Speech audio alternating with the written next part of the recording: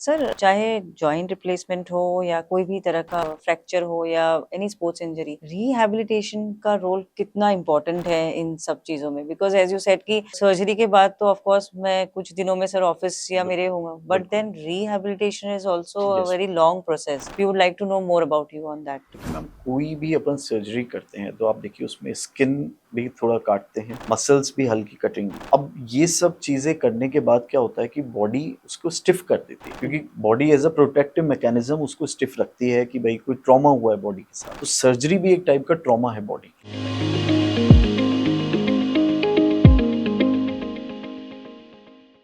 नमस्कार and welcome back to the healthy you podcast of CK Birla hospital Jaipur. दोस्तों, जैसे आप जानते हैं, हम हमारे पॉडकास्ट में कॉमन हेल्थ टॉपिक्स पे चर्चा करते हैं हमारे एक्सपर्ट्स के साथ in a very friendly and simple language. आज जो हमारे एक्सपर्ट हैं वो डॉक्टर इक्षित अग्रवाल हैं। Yes. Sir is a young and dynamic orthopaedic surgeon at CK Birla hospitals. आज हम जो सर से टॉपिक पे बात करेंगे वो टॉपिक है जो चाहे कोई बच्चा हो या जिम गोयर्स हो या नाना नानी हो, इन सबको वो टॉपिक टच करता है। यस, आप सही समझ रहे हैं, मैं बात करना चाह रही हूँ बोन हेल्थ के ऊपर।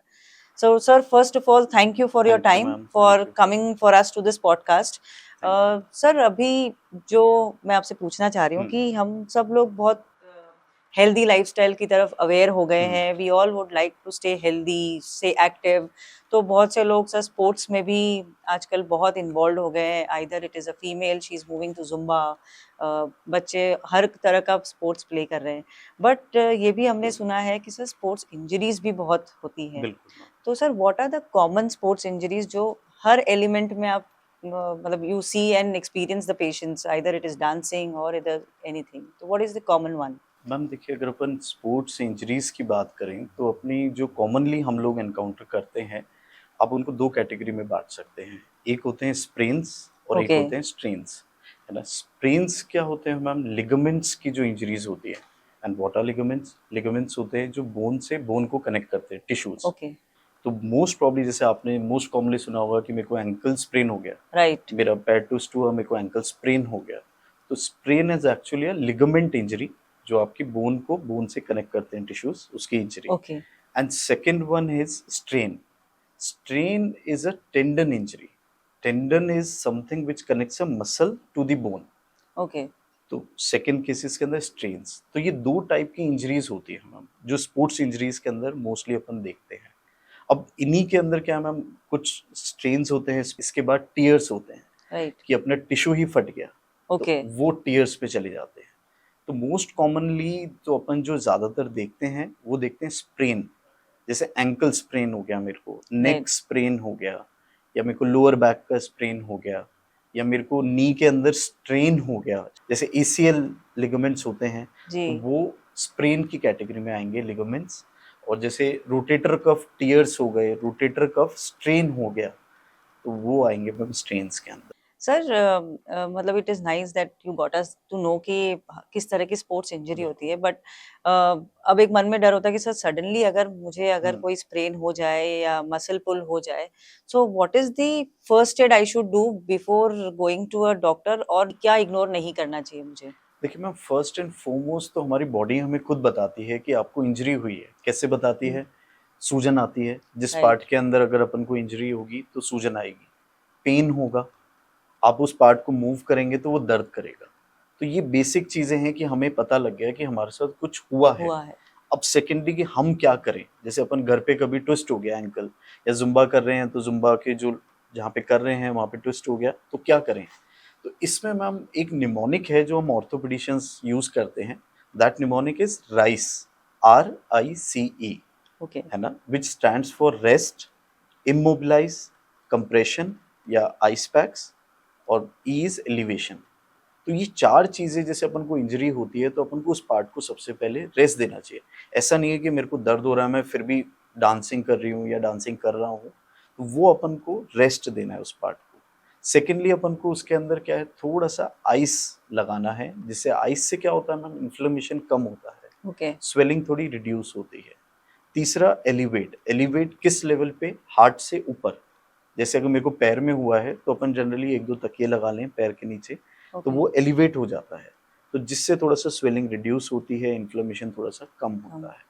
और उसके बाद होता है मैम इमोबिलाइज। इमोबिलाइज अपन कैसे कर सकते हैं, जैसे घर पे हमारे पास प्लास्टर तो होगा नहीं, जी, तो अपन क्या कर सकते हैं, जस्ट अपन कुछ स्टिक्स लगा के या कुछ बैंडेज बांध के, क्रेप बैंडेज लगा के उस पार्ट को अपन इमोबिलाइज करते हैं। ओके। तो ये जनरल अपन बताते हैं first aid kind of a thing, कि अगर ऐसा करें अपन, अगर अपन को कोई भी स्पोर्ट्स इंजरी या कोई भी ऐसी इंजरीज हो। व्यूअर्स, आई थिंक सर ने बहुत ईज़ी वे में बताया कि हमें क्या फर्स्ट एड करना चाहिए अगर हमें स्प्रेन आए, तो I think we should remember RICE, जो डिटेल में दीक्षित सर हमें समझा चुके हैं। सर, अगर हम थोड़ा और फर्स्ट एड वाले टॉपिक पे अगर मैं आपसे थोड़ा-सा और डिस्कस करना चाहूँ कि मतलब एक कॉमन क्वेश्चन है जनरल लोगों में भी कि आइस पैक और हॉट पैक कब लगाना चाहिए? बिल्कुल बिकॉज़ आपने कहा कि अभी आइस पैक लगाना है, बट हम ज़्यादातर देखते हैं कि शाम को तो गर्म पानी की बिल्कुल थैली हमने लगा दी, बिल्कुल। तो ये कब लगाना चाहिए? मैम देखिए, जब भी अपन को एक्यूट इंजरी होती है, जैसे अपन को अभी इंजरी होगी, तो फर्स्ट एंड फॉरमोस्ट थिंग होती है कि अपन को ठंडा सेक करना चाहिए। क्यों ओके, करना चाहिए? क्योंकि बॉडी क्या है, जहाँ भी इंजरी होती है बॉडी ब्लड फ्लो बढ़ा देता है ना। ब्लड फ्लो एक तरीके से अपने लिए अच्छा भी है, क्योंकि वो हीलिंग फैक्टर्स लाता है, लेकिन वो आउट ऑफ प्रोपोर्शन जो स्वेलिंग होती है उसको अपन कम कर सकते हैं बर्फ लगा के। ओके। तो ऐसे रिकमेंडेड है कि इनिशियली इंजरी के 24 टू 48 आवर्स तक अपन को हल्की बर्फ की सिकाई कर कर सकते हैं। सकते हैं। इसमें गर्म सिकाई का कोई रोल नहीं है ना। ओके, आप इसको ऐसा समझिए कि अपने शरीर के अंदर आग लग रही है और आप कह रहे हैं कि मैं उसको और मसल के और आग बढ़ा दूं, हाँ, तो वो चीज़ नहीं है। अपन को उस आग को शांत करना है, तो उसके लिए अपन आइस पैक्स करते हैं।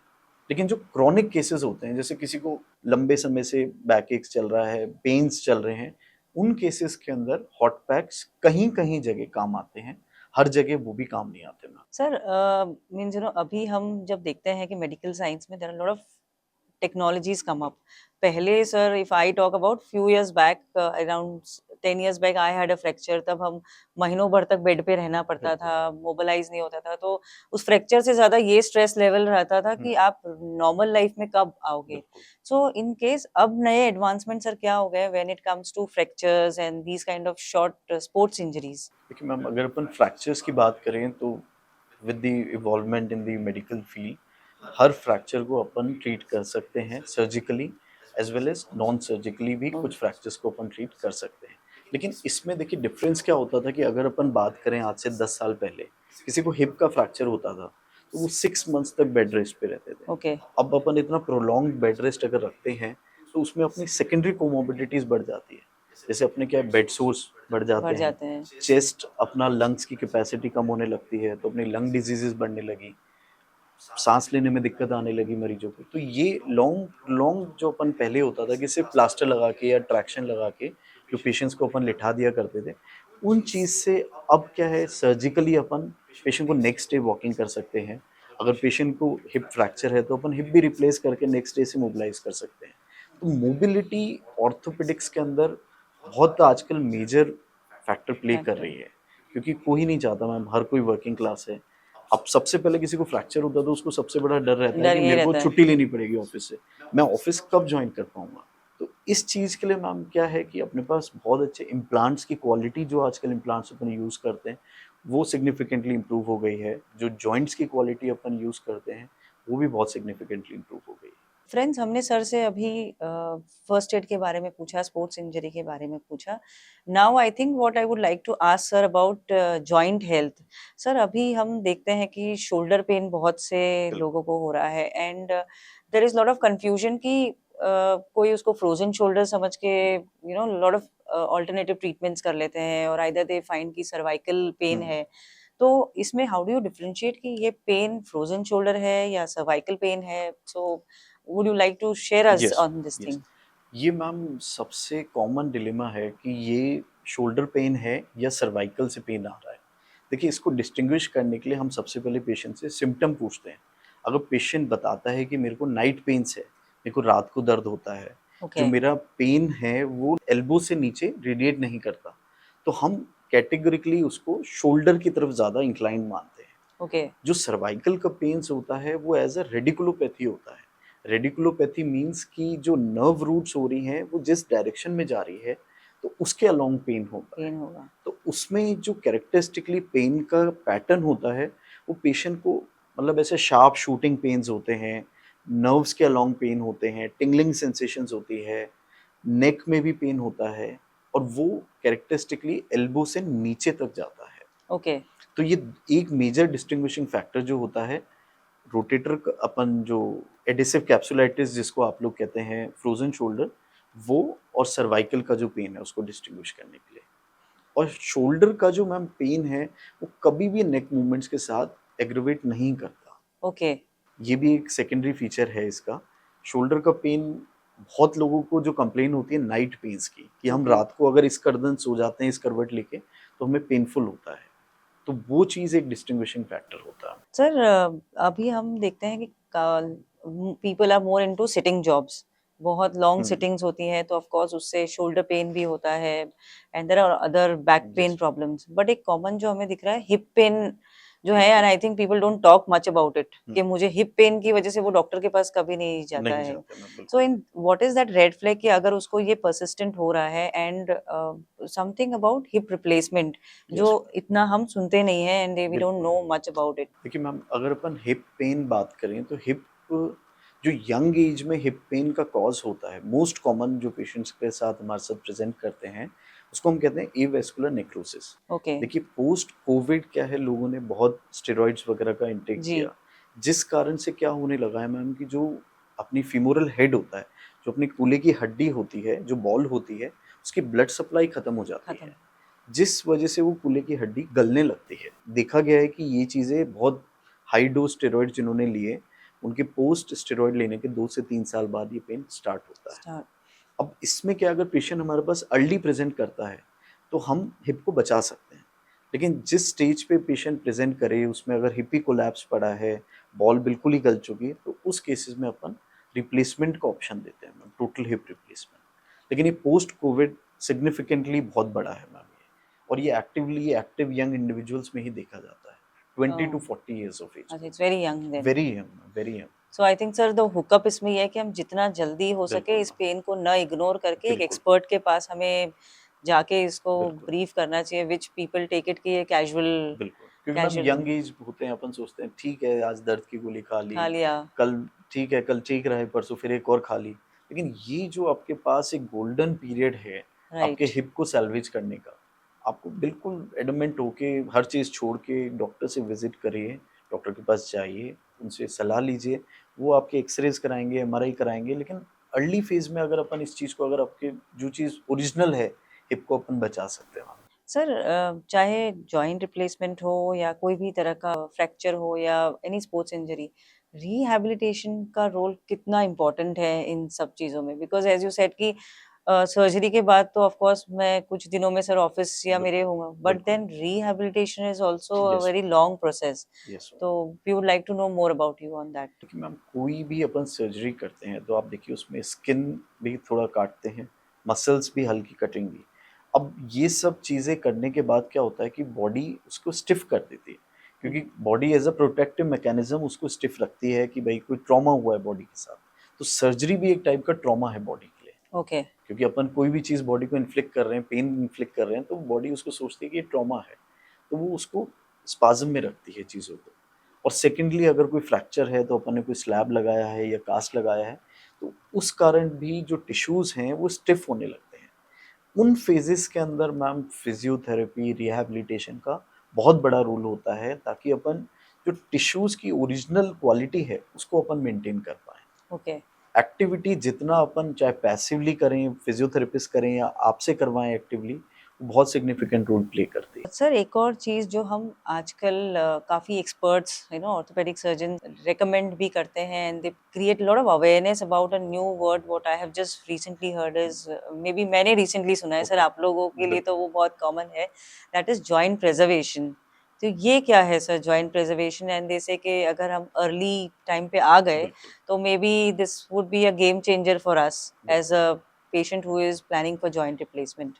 देखिए मैम, सबसे पहले अपन को ये समझना पड़ेगा कि जॉइंट प्रिजर्वेशन, जैसे अपन नी की बात करें, जी। जैसे नी रिप्लेसमेंट बहुत भोग के अंदर है, बहुत कॉमनली आजकल हो रहे हैं, लेकिन नी रिप्लेसमेंट, लेकिन पेशेंट जब हमारे पास आता है तो वो किस स्टेज के आर्थराइटिस से हम डील कर रहे हैं, ओके। वो सब कुछ उस पर डिपेंड करता है मैम। क्योंकि हम क्या इनिशियली एक पेशेंट का स्टैंडिंग एक्सरे कराते हैं, खड़े वाला एक्सरे, जिसमें हम देखते हैं कि उसके अंदर मीडियल गैप कितना है, जॉइंट्स के अंदर क्या बोन ऑन बोन हो गया है या नहीं हुआ। ओके। अगर मान लीजिए आपको फिर भी कार्टिलेज बची हुई है, तो अपन मैम जॉइंट प्रिजर्वेशन की तरफ जा सकते हैं।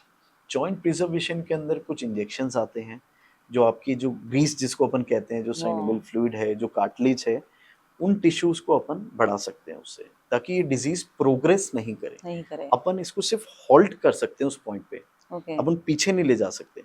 अगर मेरे को आज ग्रेड 2 आर्थराइटिस है, तो मैं ये नहीं हो सकता कि मैं ग्रेड 1 पे चला जाऊंगा, मैं कुछ भी कर लूँ मैं वो नहीं कर सकता, लेकिन मैं उसको ग्रेड 3 बनने से रोक सकता हूँ। ओके। तो ये चीज़ बहुत मैटर करती है कि आप किस स्टेज पे डॉक्टर के पास आए हैं। अगर आपका पूरा कार्टिलेज खत्म हो गया है, जॉइंट के अंदर गैप बिल्कुल खत्म हो गया है, आपकी बोन ऑन बोन है, तो उस स्टेज के अंदर अपन कोई जॉइंट प्रिजर्वेशन नहीं कर नहीं सकते। कर सकते लेकिन हैं। अगर हाँ, आप बिल्कुल एक्टिव हैं, आपको लगता है हमें अर्ली स्टेज के अंदर, आप डॉक्टर के पास गए, डॉक्टर को आपने दिखाया, उन्होंने बोला आपको अर्ली आर्थराइटिस है, then in cases upon joint को 100% प्रिजर्व कर सकते प्रिजर्व कर सकते हैं। हैं। बिल्कुल ma'am. So I think sir, अगर हम टाइमली अपनी आर्थराइटिस का चेक करें या बिल्कुल सिम्टम्स हम बिल्कुल समझे आर्थराइटिस को लेके, and if we are at the right time at the right place and with the right doctor, we can बिल्कुल, actually yes prevent ourselves from replacement and get more about in yes preservation. Sir, एक last चीज जो मैं आपसे पूछूं, of course हमारे पास इतना long time नहीं है, there are lot of questions we would like to ask to sir, कि sir we would like to have some tips from you, कि चाहे बचपन हो या at the age where I am reaching senior citizen, bone health के लिए हमें 3-4 चीजें ऐसी क्या करनी चाहिए जो डेफिनेटली हमें लॉन्ग रन में हेल्प करेगा। देखिए मैम, बोन हेल्थ के लिए अपन को जो अपन सदियों से करते आ रहे हैं, एक बैलेंस डाइट है ना। राइट। आप जंक फूड अवॉइड करिए, आप एक हेल्दी बैलेंस डाइट जो अपने घर वाले खाते थे, दाल खाएं, पनीर खाएं, नॉनवेज खाते तो एग्स खाएं, चिकन खाएं, लेकिन ये सब चीज़ों में क्या, ऑयल वगैरह बहुत ज़्यादा नहीं लें, अच्छा। है ना। आप बिल्कुल हेल्दी डाइट खाइए, बैलेंस डाइट खाइए, अपने फाइबर कंटेंट बढ़ाइए, सैलेड लीजिए, तो ये हो गया डाइट पोर्शन। अब आप सोचें कि मैं रोज बर्गर खा रहा हूँ, चिकन खा रहा हूँ, पिज़्ज़ा खा रहा हूँ और मेरी डाइट अच्छी रहे, मेरे को फैटी हो रहा हूँ, फैट बढ़ते ही, बॉडी के अंदर ओबेसिटी बढ़ते ही जॉइंट्स पे प्रेशर बहुत ज़्यादा बहुत। एक्सपोनेंशियली बढ़ने लगता है। तो उसके लिए एक तो अपन को बैलेंस डाइट बहुत ज़रूरी है। Second, exercise.